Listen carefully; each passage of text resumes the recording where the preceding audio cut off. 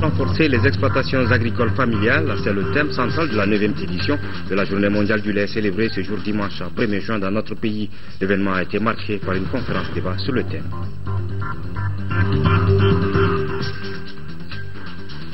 Peur et espoir pour les populations riveraines quand tombent les premières pluies sur Bamako. Le gouvernement, pour prévenir et éviter les affres des inondations, débloque 400 millions de francs CFA cette année, soit le double du montant des années précédentes. Le dossier culture de ce journal s'intéresse aux recommandations issues des Journées nationales du patrimoine culturel 2014. Recommandations qui préconisent l'instauration d'une journée nationale du Sananguya et l'utilisation de nos langues comme fondement du développement local.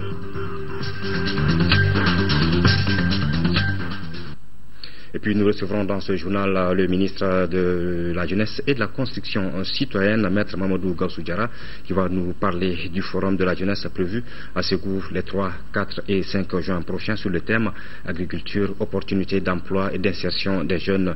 Forum qui sera placé sous la présidence du Premier ministre Moussa Mara. Mesdames et messieurs, bonsoir et bienvenue à l'information sur l'ORTM.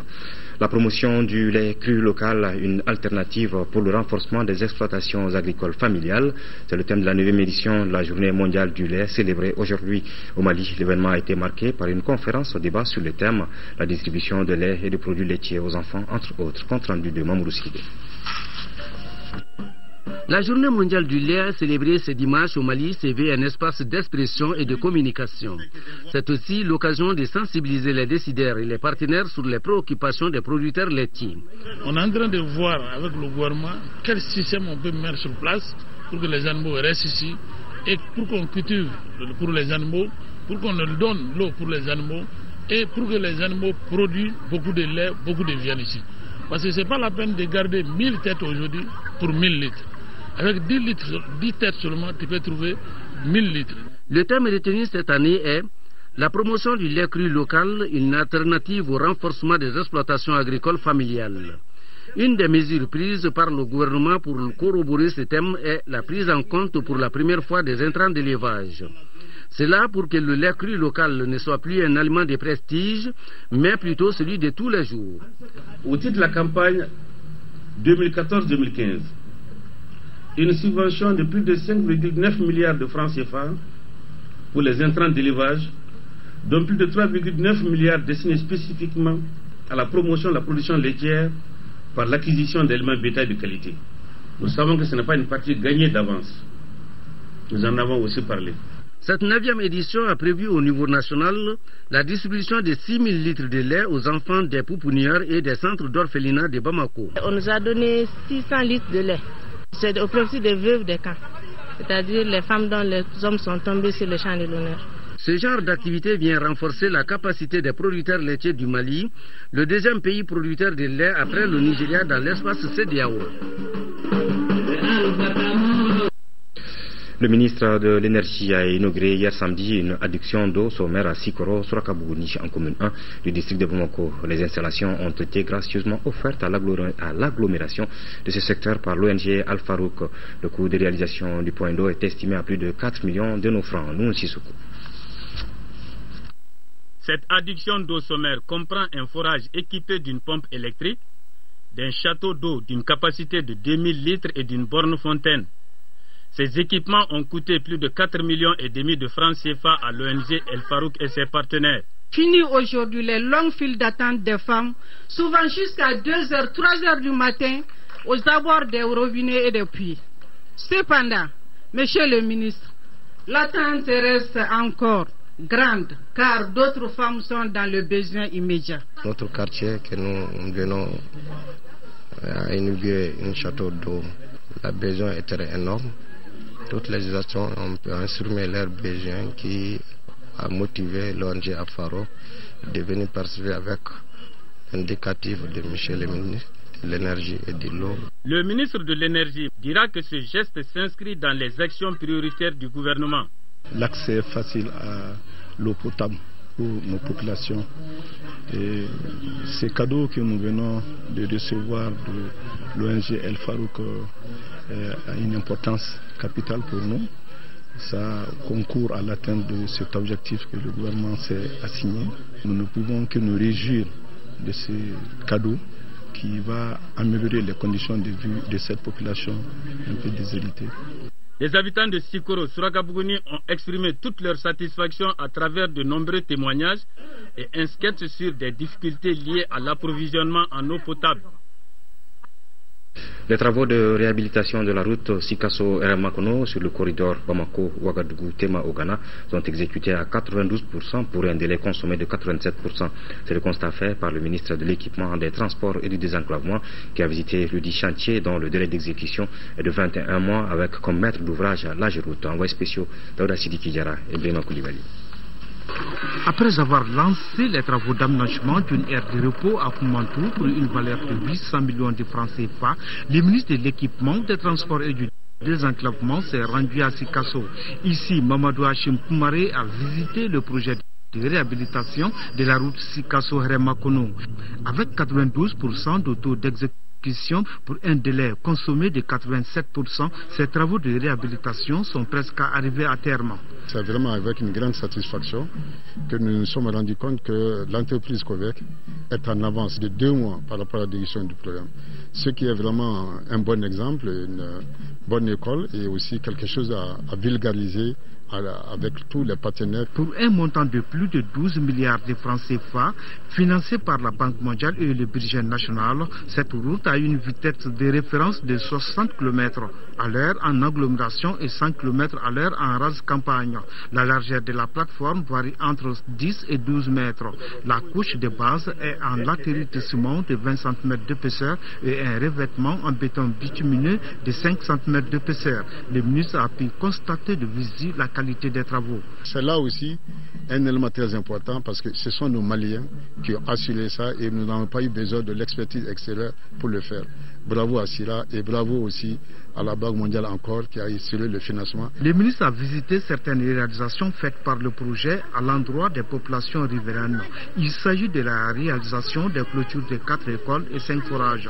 Le ministre a également visité les postes de péage et de paysage de Hermakono avant de remettre des casques à la mairie de la localité. C'est hier samedi que le ministre de l'économie numérique, de l'information et de la communication a bouclé sa tournée d'information aux États-Unis. Une mission qu'il a jugée globalement satisfaisante et au cours de laquelle il aura rencontré de nombreux médias, des responsables de la société civile américaine, des associations de Maliens ainsi que des responsables du département d'État. Au micro de Salif Sanogo, Mohamedou Kamara tire le bilan de sa tournée. Après Paris et Bruxelles, nous sommes effectivement venus aux États-Unis, d'abord à New York et maintenant à Washington, pour rencontrer les autorités de ces pays, également les médias, la presse, mais aussi nos compatriotes. Nous sommes venus expliquer ce qui s'est passé au Mali, à Kidal, il y a quelques jours. Je pense que nous avons eu une très bonne compréhension de la part de tous nos interlocuteurs qui ont condamné de manière unanime les actes terroristes qui ont été perpétrés, notamment l'assassinat de nos compatriotes. Ils ont également porter leur soutien au Mali pour qu'une initiative aboutisse prochainement, une initiative de paix qui aura vocation à aboutir à un règlement définitif de la crise. Et on peut dire quelque part, du point de vue d'abord des médias, vraiment le message, la voix du Mali aura été entendue, puisque vous avez enchaîné près d'une douzaine d'interviews, et on peut dire quelque part à ce niveau déjà que l'objectif est atteint. Oui, je pense que l'objectif est atteint. Nous avons rencontré beaucoup de compréhension de la part des médias qui nous ont permis d'échanger avec eux, aussi bien des médias écrits comme Wall Street Journal, comme New African, que des médias audiovisuels. Je pense à BBC, à RFI, à New York, mais également à Voice of America. Dans chacun de ces médias, nous avons dit le message, nous avons expliqué la situation du Mali, et je pense que le message a été largement diffusé aux États-Unis et bien au-delà encore. Et au niveau de la société civile américaine, on a vu certaines organisations comme Human Rights Watch qui vous ont démarché, qui sont venues à votre rencontre et qui ont apporté également un message très clair. Tout à fait, ils ont apporté un message très clair de condamnation, encore une fois, très ferme des événements malheureux de Kidal, l'assassinat de nos compatriotes civils. Ils ont souhaité que le gouvernement entreprenne des démarches dans le sens de porter plainte devant des juridictions internationales, pourquoi pas la CPI, afin que justice soit rendue. Human Rights Watch m'a clairement exprimé leur soutien dans ce sens-là. Et du point de vue de la communauté malienne, on a vu que la diaspora malienne est fortement impliquée et elle aura apprécié votre démarche. Oui, on a senti beaucoup de passion, d'émotion dans les échanges que nous avons eus avec la diaspora, aussi bien ici aux États-Unis qu'auparavant en Europe, parce que nos compatriotes sont très impliqués dans ce qui se passe au pays. Le fait qu'ils soient loin, le fait qu'ils n'ont pas toujours accès à la bonne information, c'est pourquoi ils ont apprécié qu'un membre du gouvernement vienne auprès d'eux pour leur dire la réalité de la situation et surtout leur dire les perspectives d'avenir, à savoir un dialogue qui va être entrepris pour aboutir à une solution durable. Alors, est-ce que cet exercice va se poursuivre, Monsieur le Ministre, puisqu'on a vu que quand même, il y avait un besoin réel? Il y a un réel besoin, je le concède. C'est pourquoi d'autres ministres vont se succéder dans les jours, les semaines à venir, dans plusieurs pays dans le monde, pour aller, encore une fois, à la rencontre de nos compatriotes. Mais nous comptons aussi sur l'ensemble de nos missions, de nos chancelleries dans les pays où nous sommes présents, pour qu'elles soient le relais des autorités gouvernementales et qu'elles puissent régulièrement informer nos compatriotes, mais également les médias des pays où ils se trouvent. Le Haut Conseil de la Quadria vient de lancer à la Grande Mosquée de Bamako une semaine de prière, de lecture du Coran et de bénédiction pour la paix et la stabilité dans notre pays. L'activité a regroupé plusieurs leaders musulmans de notre pays. La cérémonie de lancement était présidée par le ministre des Affaires religieuses et du culte, Moussa Fane. Cette journée de lecture du Coran marque le lancement d'une semaine de prière et de bénédiction pour la paix et la stabilité dans notre pays. L'islam est toujours au premier plan de ceux qui œuvrent pour la paix, par la paix dans la paix. C'est pour cette raison que nous, de la Quadria, on a lancé un appel à tous les musulmans pour que on fasse une semaine de prière. Une prière au niveau des awiyas, au niveau des maisons, au niveau des mosquées, collectivement et individuellement, pour que vraiment notre pays puisse dépasser ces sombres pages de notre histoire. Dans un pays profondément religieux comme le Mali, cet acte doit même être quotidien. Et donc c'est tout le lieu de remercier l'ensemble de ces tarikas, de ces différentes tendances spirituelles qui ne sont qu'une richesse de l'islam et qui s'y retrouvent aujourd'hui autour des Kunta pour demander pardon à Allah subhanahu wa ta'ala et demander sa grâce pour un Mali pacifié, pour un Mali réconcilié, pour un Mali sans guerre, sans famine, sans épidémie. Le ministre des Affaires religieuses et du culte a également invité tous les fidèles musulmans à la cohésion et à l'unité nationale, facteur indispensable au vivre ensemble, et d'implorer le Tout-Puissant pour le retour de la paix. Initiée par le Haut Conseil de la Quadria, cette journée de lecture du Coran et de bénédiction pour la paix a regroupé plusieurs leaders musulmans de notre pays. Selon les initiateurs, l'activité s'étendra à l'ensemble du territoire national. Les membres du syndicat des commerçants détaillants du Mali, Sinacodem, étaient hier matin à la Chambre de commerce et d'industrie du Mali. Le collectif des marchés du district de Bamako, les conducteurs routiers, l'association des revendeurs de cartes de recharge, l'association Nieta des commerçants de Dabanani, ainsi que la fédération des commerçants détaillants du marché de Dibida étaient tous présents à cette cérémonie. Ils sont venus apporter leur soutien au président de la République et à l'ensemble du gouvernement malien dans la résolution de la crise que traverse notre pays. Rachel Tessouri. Vive le Mali, un et indivisible, c'est le mot d'ordre de cette manifestation du syndicat national des commerçants détaillants du Mali, Sinacodem. Il condamne les tueries perpétrées par les bandits armés contre nos soldats et la population civile au nord du Mali. Nous condamnons avec la dernière énergie le comportement irresponsable et inacceptable de ceux-là qui se comportent en bourreau du peuple malien à travers des agissements inopinés.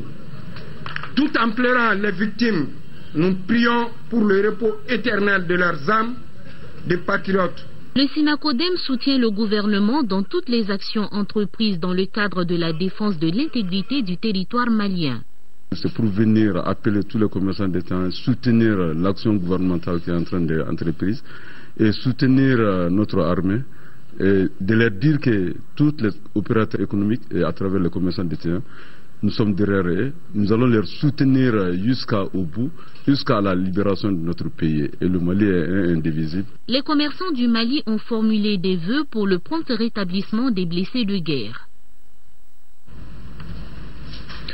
Le mouvement pour un destin commun MODEC a tenu son premier congrès ordinaire hier samedi à Bamako, conseil à l'issue duquel un bureau de 41 membres a été mis en place, dirigé par Koniba Sidibé. Au cours de ces assises, les participants ont examiné et adopté les textes du parti. Les travaux ont regroupé les délégués du parti venus de l'intérieur du pays. Reportage de Moussa Fane. Au terme des travaux de son premier congrès statutaire, le mouvement pour un destin commun MODEC s'est doté d'un conseil national de 41 membres. C'est Koniba Sidibé qui a été élu pour un mandat de 5 ans.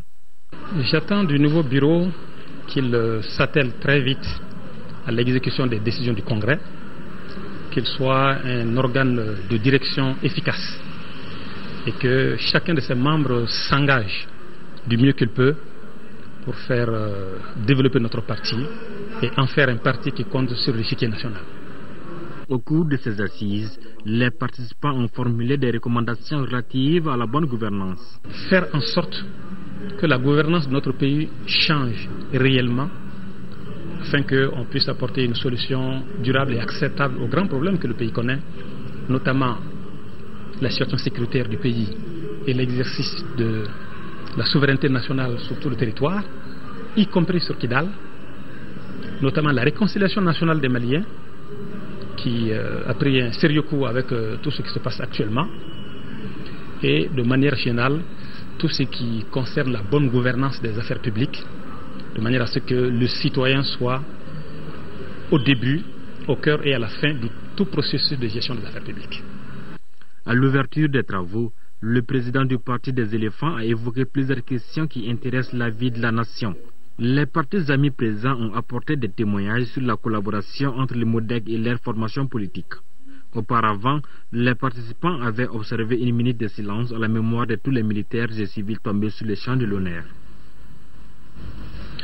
Lancement d'un nouveau projet en 4e région. L'initiative Compléter l'allaitement exclusif avec les produits locaux est un projet de nutrition de la Croix-Rouge. La cérémonie de lancement a rassemblé les populations de l'aire de santé de Yérebougou dans la commune, dans le cercle de Baroueli. Reportage de Honoré Tchène. Le projet qui vient d'être lancé par la Croix-Rouge s'appuie sur 2 axes principaux, à savoir l'allaitement maternel en exclusivité et l'alimentation de compléments adéquats de l'enfant. Ces 2 entités couplées l'une à l'autre convergent vers une nutrition adéquate que tout enfant a besoin pour croître, se développer et s'épanouir. Ces actions sont à notre portée et n'exigent de nous aucune dépense insupportable. En effet, il s'agit d'utiliser les produits locaux qui sont à la disposition de chaque population pour compléter les laits maternels, ce qui permettra à coup sûr de lutter contre la malnutrition. La mission de la Croix-Rouge malienne consiste à améliorer les conditions de vie des personnes vulnérables en mobilisant le pouvoir de l'humanité. Trouve ici un cadre idéal dans l'objectif qui nous réunit ce matin. Ce projet de nutrition de la Croix-Rouge devrait ainsi contribuer efficacement à prévenir les cas de malnutrition dans les cercles de Baroueli et à la prise en charge des enfants malnutris. Plus de 113 millions de francs CFA, c'est l'enveloppe destinée au projet direct de développement inclusif de la relance économique avec les collectivités territoriales en 6e région. La cérémonie de lancement a rassemblé les responsables des communes concernées dans le cercle de Tombouctou et ceux de Gourmara-Rousse. Pour une durée de 12 mois, ce projet est le fruit d'un partenariat entre le Conseil régional de Tombouctou et Handicap International. Reportage de Yeya Tandina. Handicap International, en partenariat avec le Conseil régional de Tombouctou, vient de procéder à travers la présente cérémonie au lancement du projet direct de développement inclusif et la relance économique avec les collectivités territoriales. Sur une durée de 12 mois, plus de 113 millions seront injectés dans l'emploi jeune, facteur de stabilité et de paix. Développement local inclusif qui prend en charge toutes les couches de la population, aussi vulnérables que non vulnérables, parce que on s'est dit que le développement ne peut pas se faire si on laisse une partie de la population au bord de la route. Ces 2 projets s'inscrivent dans une logique de continuité et de renforcement de ces acquis. Nous sollicitons par conséquent la participation active de tous les acteurs de développement pour la réussite de ces 2 projets. Il apparaît nécessaire de reconstituer, voire renforcer les services sociaux de base. C'est dans ce sens que Handicap International, partenaire de la région de Tombouctou, avant, pendant et après la crise, initie aujourd'hui 2 projets pour nous accompagner dans la relance économique. Ce projet Emploi Jeune en phase d'expérimentation va couvrir les communes de Alafia, Brominali, Tombouctou, Bambaramaoudé, Gossi et Gourmand-Rousse.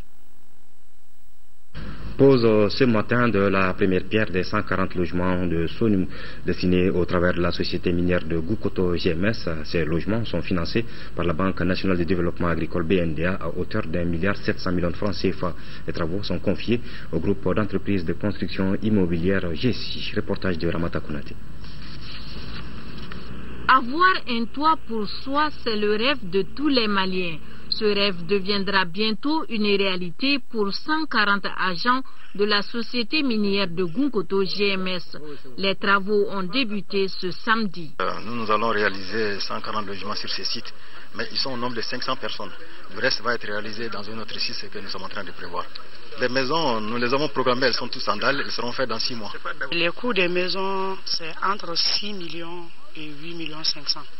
C'est des F3 et des F4. Coût total, il faut compter les 1,7 milliard.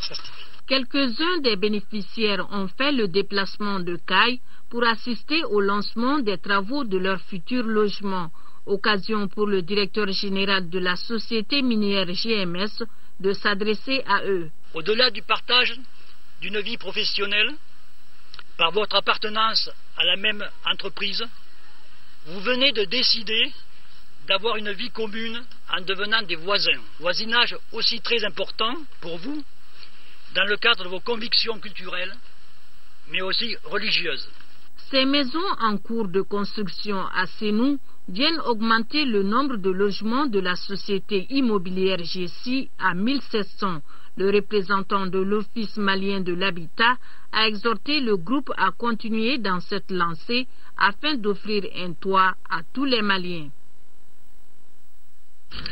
L'Assemblée générale de l'organisation patronale de l'industrie s'est ouverte ce samedi à Bamako. La session a été l'occasion pour les participants de réfléchir sur les voies et moyens susceptibles de relever le niveau d'industrialisation de notre pays. Reportage de Mamoudou Sidibé.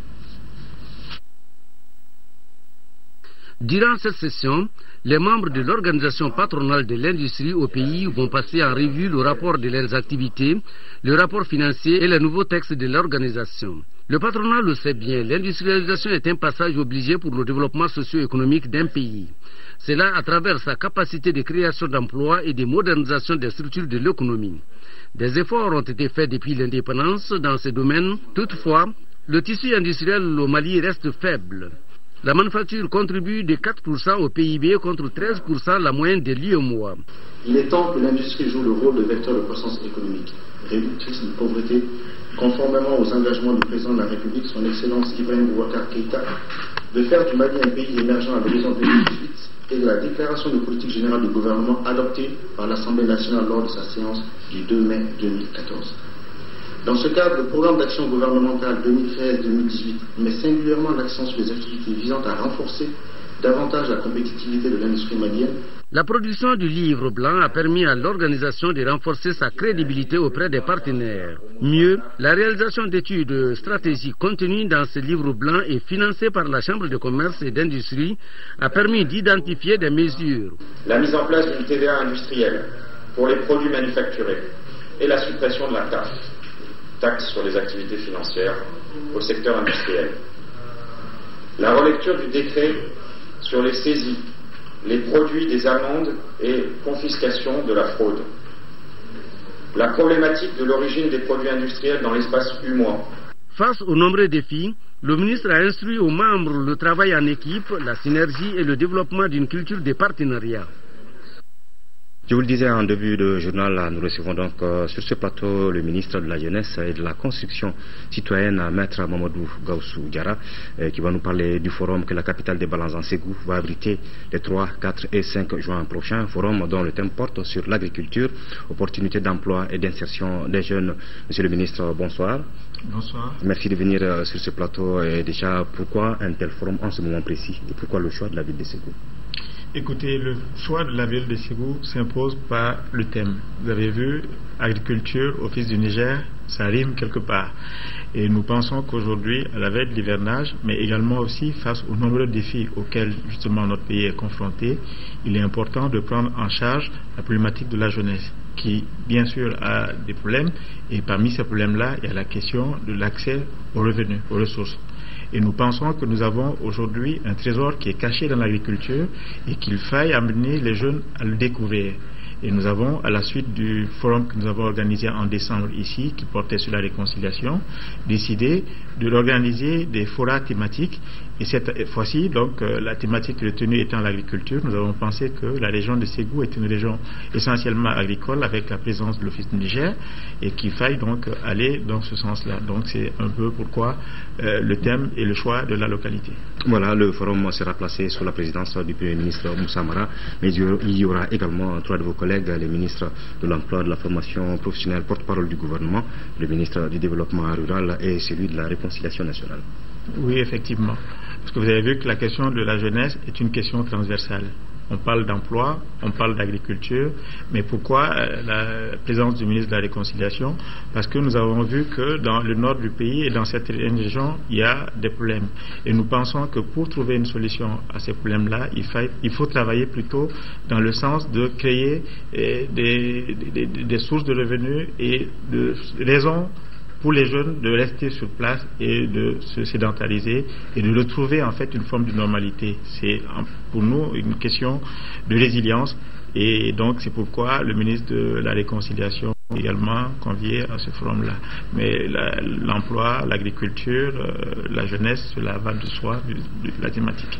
Voilà, vous avez certainement un message à lancer aux jeunes dans un pays comme le Mali où on sait qu'il y a un fort taux de chômage. Oui, le message il est simple. Comme je l'ai dit, nous sommes un pays peut-être qui n'est pas un pays du littoral, c'est-à-dire qu'on se plaint qu'on n'a pas la mer, mais on a d'autres types de ressources.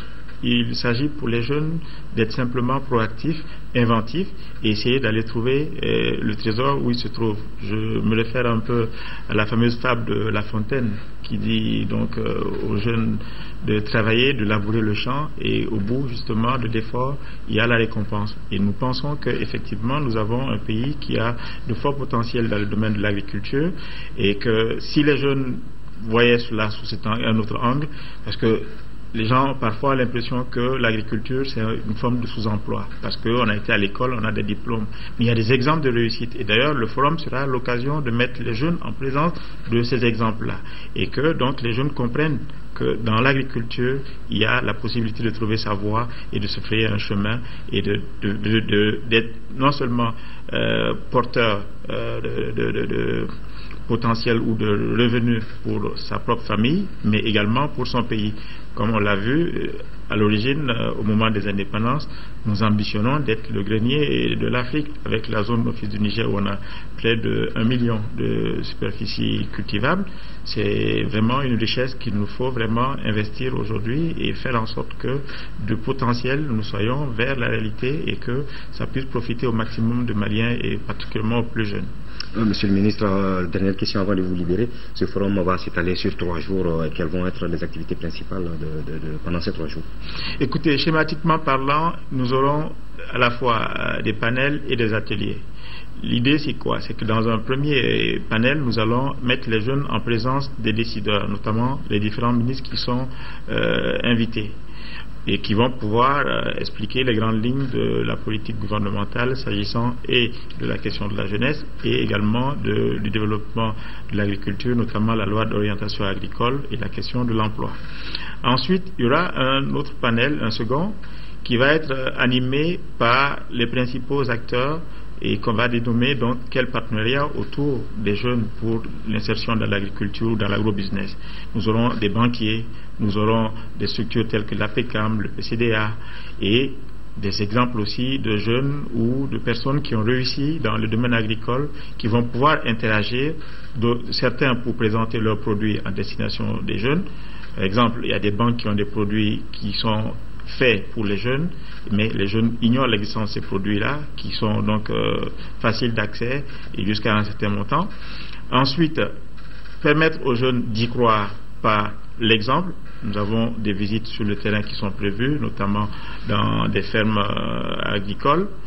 Et enfin, il y aura aussi des ateliers, comme je le disais, pour essayer de voir avec les jeunes qui sont porteurs de projets les plus pertinents et voir dans quelle mesure nous pourrons mettre en place un mécanisme d'accompagnement de ces projets-là, pour que, par l'exemple, nous puissions parvenir à inciter les jeunes à s'insérer. Mais également aussi, comme pour tous les regroupements que nous organisons, nous nous arrangeons pour avoir des thématiques en lien avec la jeunesse qui ne sont pas forcément l'agriculture. Je pense notamment à la question des IST et VIH-Sida, et qui sont des thématiques récurrentes, et chaque fois que nous pouvons faire passer le message, nous arrivons donc à trouver un petit temps pendant le forum pour entretenir avec différents partenaires les jeunes de ces questions-là, parce que c'est des questions récurrentes, notamment le sida, mais également aussi les hépatites, qui font autant de lavage que le sida, mais qui sont méconnus et qui sont effectivement des infections sexuellement transmissibles.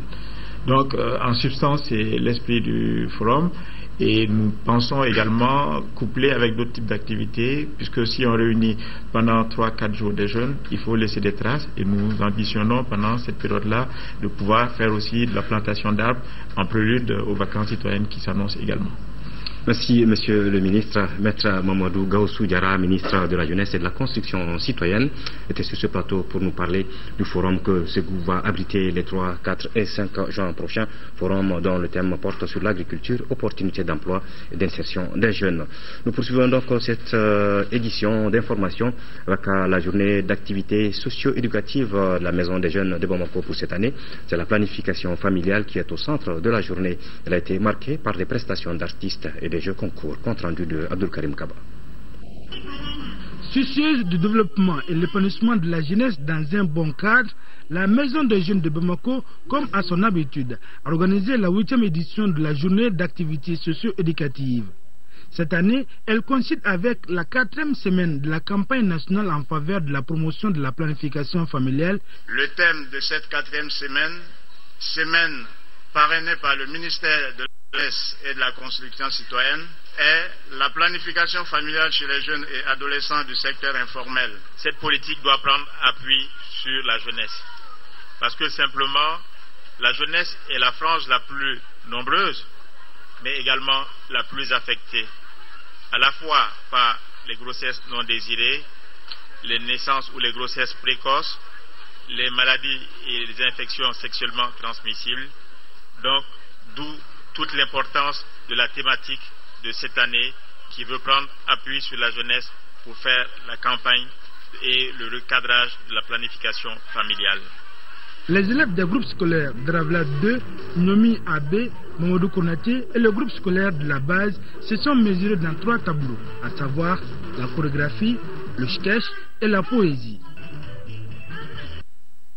400 millions de francs CFA, c'est la somme que l'État débloque cette année pour prévenir les inondations dans le district de Bamako, soit le double du montant des années précédentes. Les travaux ont déjà débuté avec le curage des caniveaux et des collecteurs. Les premières pluies qui tombent apportent leur lot de doutes et d'espoir quant à la prévention contre les catastrophes naturelles.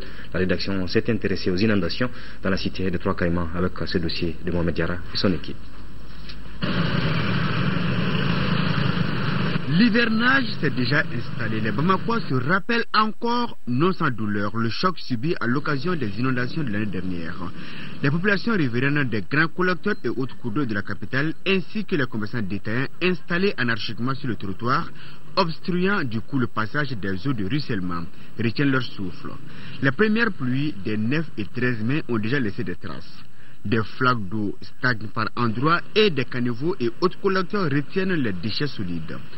La question qui taraude les esprits est de savoir si Bamako serait à l'abri du sinistre survenu l'année dernière lors des inondations en communes 1 et 4. Bamako n'est pas à l'abri des inondations. Comme vous voyez, on est tout au bord d'un grand collecteur qui normalement doit être curé en amont. C'est-à-dire qu'il y a des travaux qui doivent être faits bien avant la tombée des premières pluies. Mais ces travaux ne sont jamais faits à temps. Bon, on peut être à l'abri, parce que bon, je pense que si les autorités prennent le temps de visiter comme vous le faites tout de suite là, s'ils prennent le temps de visiter dans les caniveaux et autres fossés qui se trouvent à Bamako, ils peuvent faire tout pour essayer de barrer l'inondation dont tout le monde craint. Le comportement de l'homme y est pour beaucoup dans cette situation. Ces caniveaux et collecteurs servent souvent de dépotoir pour certaines familles. Pire, certaines images se passent de tout commentaire, comme c'est le cas ici. Et quand il pleut, certains ont même des arguments supplémentaires pour déverser des ordures dans le collecteur. Dès que la pluie tombe, les gens s'appellent, je ne sais pas, bonus ou bien comment, promo. Ils s'appellent promo, bonus. Donc c'est l'occasion pour eux de venir jeter tout dans les collecteurs et dans les caniveaux. Les vieux matelas, les vieilles ustensiles, tout ce que vous pouvez imaginer.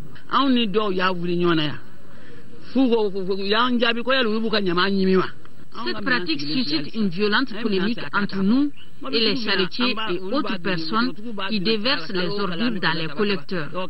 Nous souhaitons que la mairie prenne à bras ce mauvais comportement des charretiers. Pour éviter toute surprise désagréable, les autorités ont décidé de prendre le taureau par les cornes.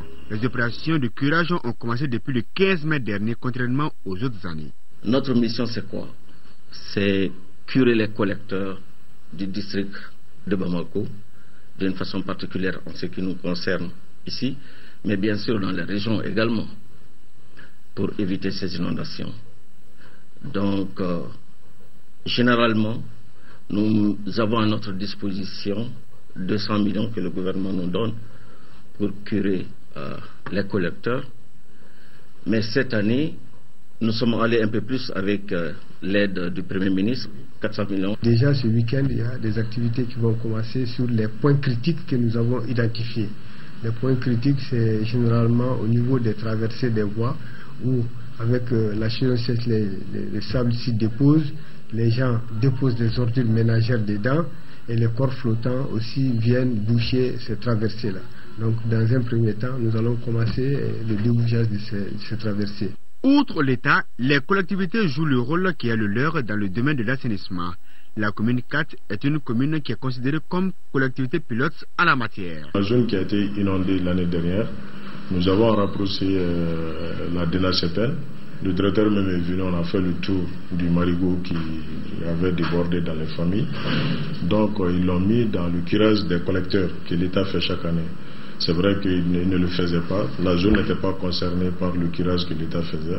Mais cette année, ils ont ajouté cette zone qui va être curée pour que si les pluies viennent abondamment, que l'eau puisse circuler facilement pour aller au fleuve. Nos activités sont basées surtout sur le curage des caniveaux. Parce que nous sommes en début d'hivernage. L'activité principale qui nous concerne actuellement, c'est le curage. On a prévu d'injecter 25 millions pour le curage des caniveaux au niveau de la zone ACI. En commune 1 également, des actions sont prises depuis le 15 mai pour sécuriser les emprises des lits des cours d'eau. Il revenait effectivement à l'État de curer les collecteurs. Bon. Et donc, il y a nous, il y a l'État, mais il y a surtout les populations, notamment les voisins. Et le chef de quartier, il est là. Pratiquement tous les ans que Dieu fait, il n'a cessé, en tout cas, de nous alerter par rapport au curage des différents collecteurs qui passent dans son quartier, le quartier de Bangoné.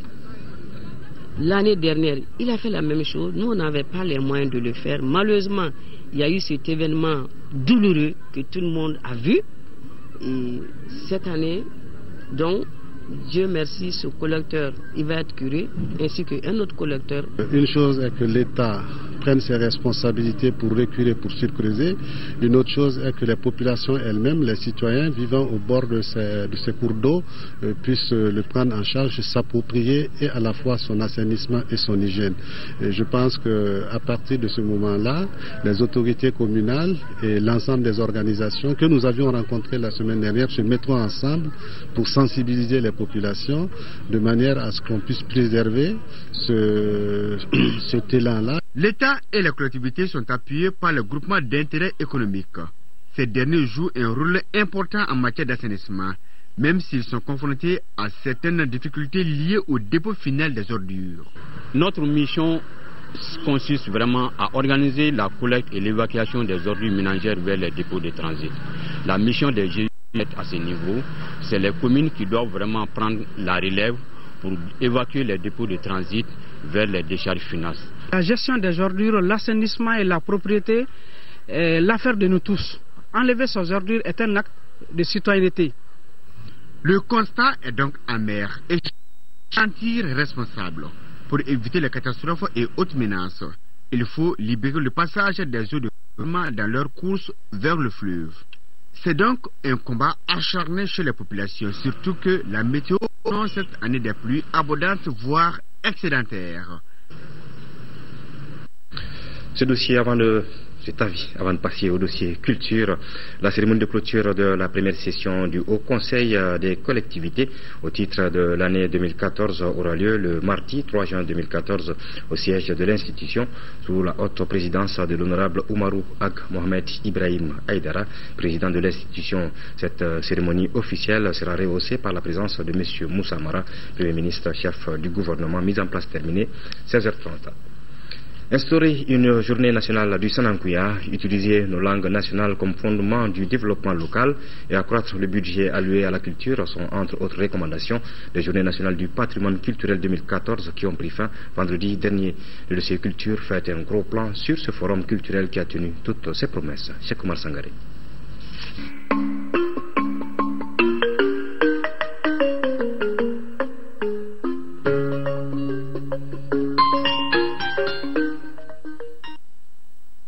Les journées nationales du patrimoine culturel sont une rencontre annuelle d'information, de sensibilisation et de plaidoyer sur les grandes questions de l'ère en matière de protection et de promotion du patrimoine culturel.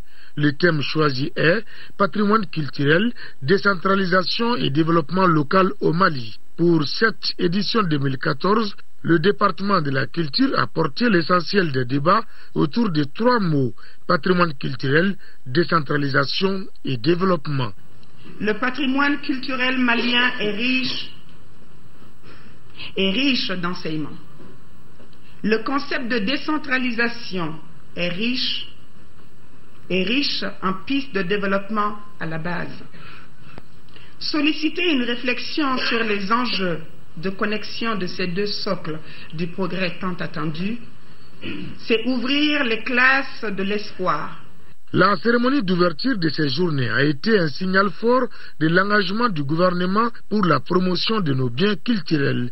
Le Premier ministre, dans son discours d'ouverture, a invité les communautés à jouer un rôle de premier plan dans la mise en valeur du patrimoine. L'engagement des partenaires techniques et financiers et des organisations internationales aux côtés de l'État constitue un motif d'espoir et d'encouragement dans un monde où la question de la diversité culturelle est devenue un enjeu de développement, voire de survie.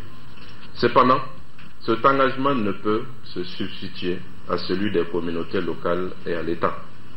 C'est à eux qu'il incombe d'assurer, avec le concours des différents acteurs et partenaires, le suivi et la gestion au quotidien de notre patrimoine culturel sous toutes ses formes. Des conférences-débats autour du thème central ont été les temps forts de ces journées. Pour animer ces rencontres, les conférenciers ont été choisis sur mesure. J'ai eu l'honneur d'aborder la question du rôle et de la place des langues nationales dans le processus de développement des collectivités territoriales. Il faut dire que ça a donné lieu à un débat qui a montré qu'en réalité, si le patrimoine culturel devrait être au centre de tout le processus de développement des collectivités territoriales, les langues nationales doivent en être le cœur, puisque les langues nationales sont à la fois le socle et le véhicule du patrimoine culturel. Ces journées ont aussi été marquées par la projection sur le patrimoine culturel matériel et immatériel classé au patrimoine national et ou international.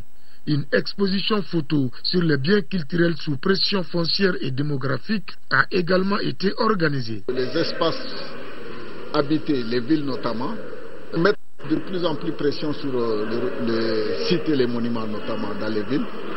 Si vous prenez Bamako, tous les monuments construits, vous voyez que ça se dégrade. il n'y a pas beaucoup de contrôle. Ça, c'est le cas de Bamako, mais à l'intérieur, des villes comme Djenné subissent énormément de pression.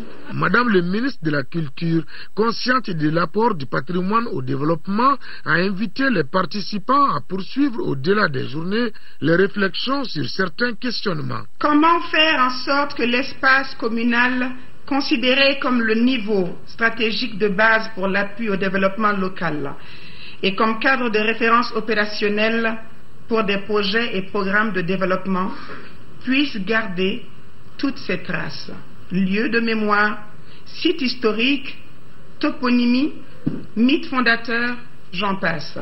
Plusieurs acteurs culturels ont pris part aux activités de ces journées. Ils ont profité de la rencontre pour formuler des recommandations. Utiliser et promouvoir les langues nationales comme fondement du développement social, économique et culturel au sein des collectivités territoriales. Traduire le concept du patrimoine culturel dans les langues nationales en vue d'une meilleure appropriation par les communautés locales. Accroître le montant du budget national alloué à la culture.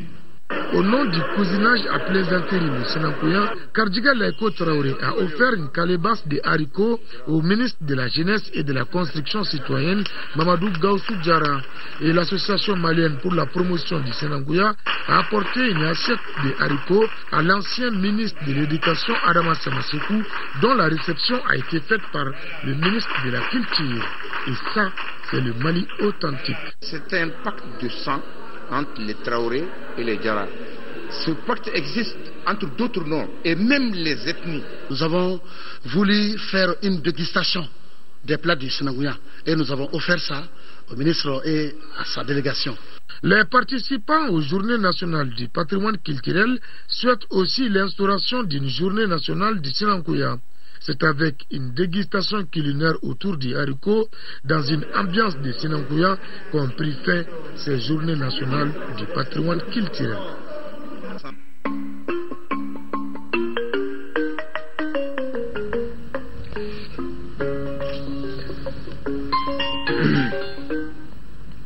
Du sport à présent football, championnat national de Ligue 1, la 20e journée a démarré hier au stade Omnisport Modibo Keïta avec 2 rencontres en première heure. Le centre Salif Keïta s'est incliné 1-2 devant l'AS Police. Juste après, la Somme et l'USFAS ont fait match nul 0-0. Résumé avec Koumba Niambali.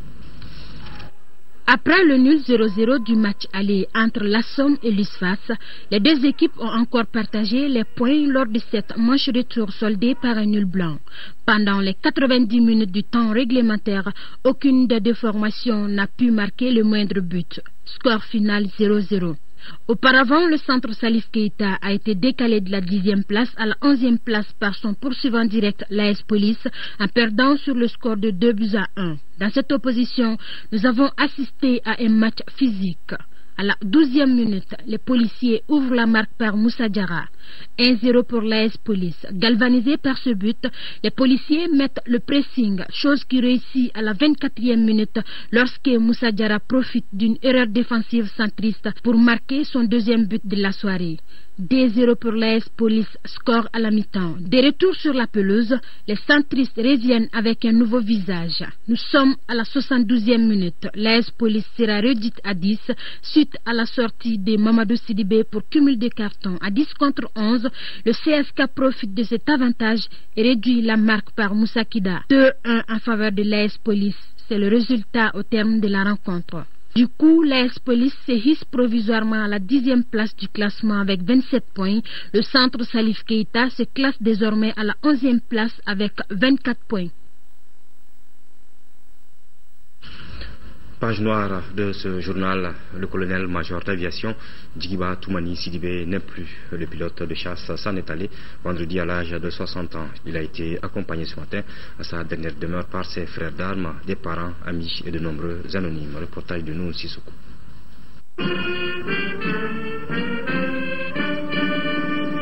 C'est à la place d'armes de la base 100 que les derniers hommages militaires ont été rendus au colonel-major Djigiba Toumani Sidibé. Ce valeureux soldat a été arraché à notre affection ce vendredi à l'âge de 60 ans. L'officier supérieur de l'armée de l'air s'est forgé une riche carrière qui devra inspirer la jeune génération d'aviateurs.